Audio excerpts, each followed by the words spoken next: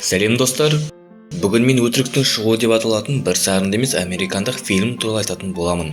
Ағылшын актері және режиссері Ривер Джарвис бар күш-жігерін салып, өзі ойнайтын типтік емес романтикалық американдық комедия жасады. Фильм адамдар әлі өтірік айтуды үйренбеген әлемде өтеді. Бұл жерде алдау, фантастика, жағымпаздық жоқ. Әркім өз ойын айтады, кейде естудің өзі өте жағымсыз. Кез келген адам жұмысқа қоңырау шалып, бүгін шықпаймын деп айта алады. Немесе құрбысына оның баласы онша әдемі емес екенін айтса, оны бәрі әдеттегідей қабылдайды. Марк Балисон толығыңқы келген, жолы болмайтын қысқа бойлы жігіт. Бір рет ол армандағы қызбен кездесу ұйымдастырады. Бірақ ол оның ұнатпайтын есіктің алдында айтады. Соған қарамастан жұптар мейрамханаға барады. Онда даяшы өз жұмысынан аялатынын бірін мойындайды. Ол әдейі қанша ішетінін хабарлайды. Даяшы Марк Анна үшін күмәнсіз жұп емес екенін растайды. Ол Маркқа кеңседен жұмыс істейтінін, жақсы жалақысы барын, оны өз қалауы бойынша жұмсайтынын айтады. Жалпы ол жұмыс істемей-ақ көп ақша алғысы келеді. Ол әдемі, табысты және өзіне өмірге қанағаттанатын нәрсесін біледі. Қыздың анасы қоңырау шалып, оған бүгінгі күннің егжей-тегжейлерін қиналмасын айтады. Жоқ, әдемі емес, толығыңқы, мұрны бадамша және ақшасы аз, сондықтан мама уайымдамаса да болады. Ол бүгін түнде онымен ұйықтамайтынын анық. Тіпті сүйісуден де баш тартылды. Ер адам оның үйіне апарады, ол оның бетінен сүйіп кетіп қалады. Марк үйге келеді. Ол жалғыз төсекке жатып, қызықсыз жарнаманы тамашалайды. Мұнда іскерлік костюм киген адам Кока-Коланың құрамы менен оның өндіру құпиясын ұзақ және егжей-тегжейлі айтып береді. Марк таңертең жұмысқа кетеді.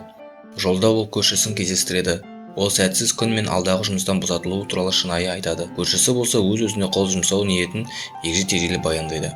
Бірақ рас, ол әлі өлу үшін сенімді әдісті таңдаған жоқ. Марк көшелерді аралап, өз проблемаларын мүлде жасырмайтын өтіп бара жатқан адамдарға қарайды. Міне, Марк сценарист болып жұмыс істейтін басылым. Оның кино әлемінде фильмдер нақты оқиғалар туралы лекция түрінде түсіріледі. Дәл осы жерден талантты жазушылар тарихи оқиғалардың ең қызықты драмалық немесе күлкілі сәттерін іздеп сценарийге түсіреді. Содан кейін ғана оларды студия директорлары оқиды.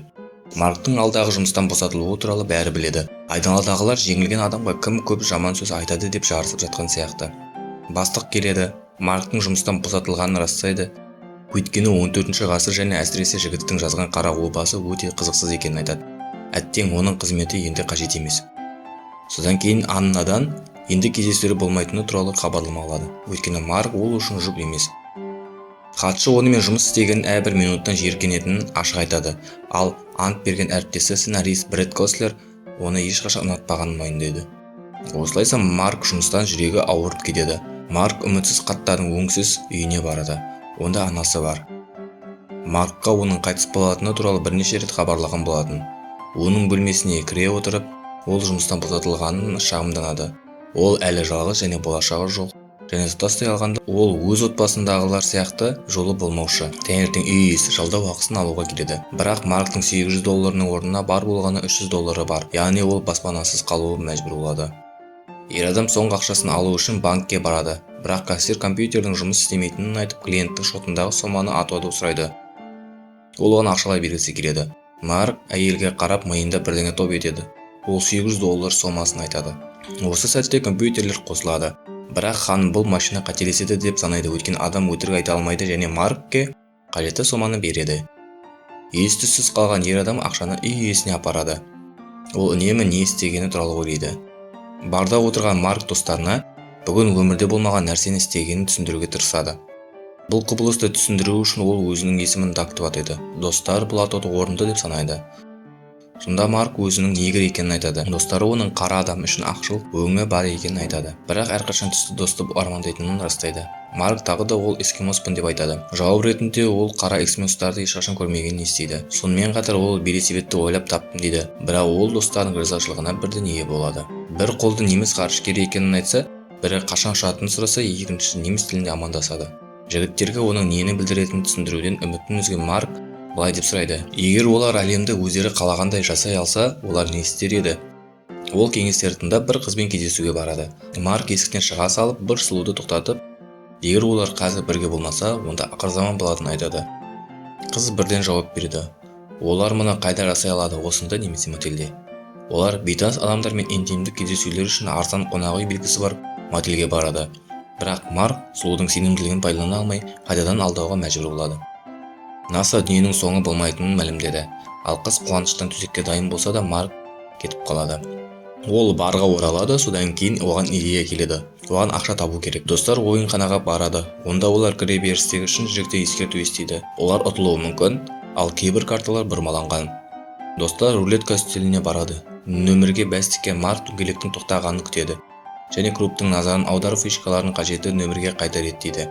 Барлау оны жеңісімен құттықтайды. Сосын неге екені белгісіз бір қолды бандит ұтқанын бермейді. Ойынхана қызметкерлері қатесін түзеп қолма-қол ақшаны қайтарып береді.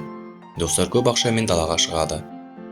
Таңертең Марк тағы да көршісі Фрэнкті кездестіреді. Ол енді өзін асуға ниет екенін айтады. Ал ер адам күтпеген жерден бұл қажет емес, өйткені оған бәрі жақсы болады деп атайды. Және сөзіне сенеді.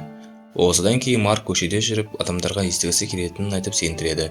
Содан кейін ол Аннаға қоңырау шалып, оны басқа кездесуге баруға көндіреді, өйткені ол өзгерді және қазір оған лайық. Анна келіседі. Кешке Марк теледидар көреді. Оларда Брэд Кэслердің кино лекциясын оқиды. Және кенеттен оған ой келеді. Марк бірден үстелге отырып, бір нәрсені жаза бастайды. Таңертең Марк өз студиясының дәлізімен бастықтың кеңсесіне сенімді түрде барады. Ол адамға шөлдегі көне сандықта табылды деген қолжазбаны ұсынады. Және онда 14-ші ғасырдағы оқиғалар суреттеледі. Қызығушылық танытқан бастыққа Марк ұшатын тарелке, шетелдіктер және Вавилон туралы әңгіме оқи бастайды. Директор барлық қызметкерлерді шақырады. Ал енді адамдар аузын ашып нинза әскері мен Робтың динозаврларға қарсы шайқасы туралы және бөтен әлем патшасы Ванглор үйлендірген бөтен планеталық Амазонка мен Джебедайдың махаббаты туралы тыңдайды. Ал тойда қара обадан аман қалғандар дастархан жайып, би билеп көңіл көтереді. Дүркіреген шапалақпен қорытындыланады. Марк Лексе фильм компаниясы бұл туралы фильм түсіретінін айтады. Және ол өте танымал болады, ал Марк бай және танымал болады. Кешке Аннамен кездесу өтеді. Марк анасы туралы айтады. Ертең ол анасының соңғы күндерін бақытты өткізу үшін үй сатып алмақшы. Бірақ қыз қайтадан генетикалық код туралы айтады. Ол картоп мұрындары бар томпақ балаларды қаламайды. Кенет Марктың анасы ауруханада өлейін деп жатқаны туралы хабарлама келеді. Ер адам оған жүгіреді. Анасы қараңғылық пен жалғыздықтан қорқатынын айтады.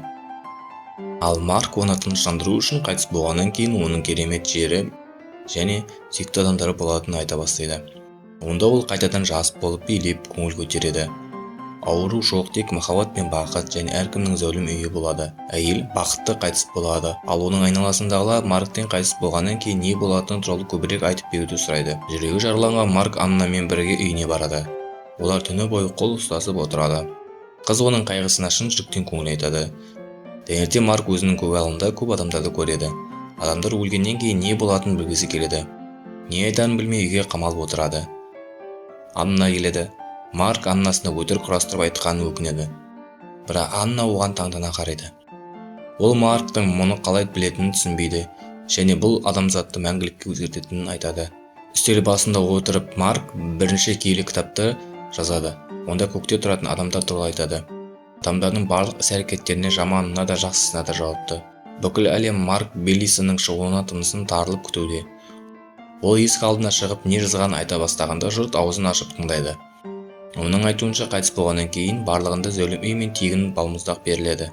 Бірақ егер адам жамандық жасаса, ол оған жете алмайды.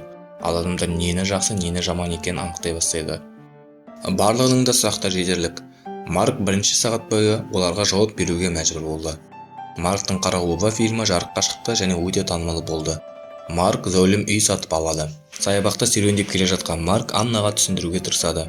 Ол оның назарын жақын маңдағы орындықта отырған ерлі-зайыптылардың сыртқы түріне емес, олардың қарым-қатынасына аударуын сұрайды.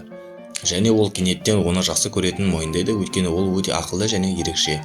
Бірақ оған үйлене алмайды. Оның генетикалық материалы оған сәйкес келмейді. Ол картоп мұрынды бар томпақ балаларды қаламайды. Анна әлсіз байлық генетикалық материалды өзгерте ала ма деп сұрайды. Ол азғыруды жеңе отырып, Марк шындықты айтады, жоқ дейді. Біраз уақыттан кейін Анна Маркке келіп, оның өзінің ұзақ уақыт бойы жазушылық бәсекесі Брэд Кэслермен кездесуге баратынын айтады. Марк онымен кездеспеуді сұрайды. Ол неге екенін білмейді. Өйткені Брэдтің генетикалық материалдары оған тамаша сәйкес келеді. Марк жаңа ережені шығарады. Некеде емес адамдар бір-бірімен ұйықтай алмайды. Брэд некенің лайықты және мүмкін екенін айтады. Ол мейрамханада бақытты. Бред оны шектен шығудан ескертеді, өйткені ол көп ұзамай қартайып әжімді болады, сондықтан фигураға қатысты проблемалардың мүлде қажет емес екенін айтады. Ол Аннаға ұсыныс жасайды және ұсынысының себебіне Маркты ашуландыру екенін айтады. Марк көшеде жүреді және ол өзінің істеген істерінен қорқады. Адамдар өмірде ештеңені өзгерткісі келмейді, өйткені өлгеннен кейін бәрі зәулім үйлер мен мәңгілік бақытты күтеді, сондықтан неге алаңдайды. Анна Маркқа үйлену тойына шақыруды беру үшін келеді. Дирекке көңіл күйі түсіп кеткен, түрі нашар, шашы өсіп кеткен. Ол қыздан Бредке үйленбеуді сұрайды, бірақ ол қайтадан генетика туралы айтады, өйткені ол көп ұзамай қартайып әжімді болады. Марк қарсы, ол ешқашан қартаймайды және қорқынышты болмайды және оған бақыт тілейді. Ертең Грег Маркты оятады және оны қалыпқа келтіреді. Олар Анна мен Бредтің үйіне тойына барады. Көл жағасындағы ақ шіркеу тұр.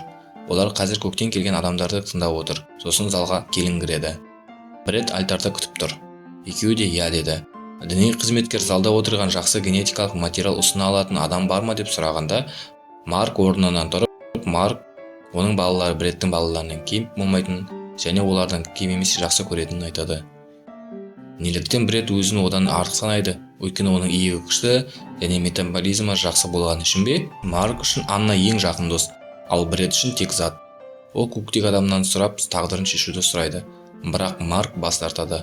Ол өз тағдырын өзі шешуі керек. Ол шіркеуден шығады, кенет ол оны қуып жетеді. Марк көкте адам жоқ екенін мойындады. Ол оның анасы үшін ойлап тапқанын жалпы өтірік екенін айтады. Содан кейін ол мойындайды. Ол не қалайтынын түсінді. Картоп мұрындары бар томпақ балаларды қалаймын дейді.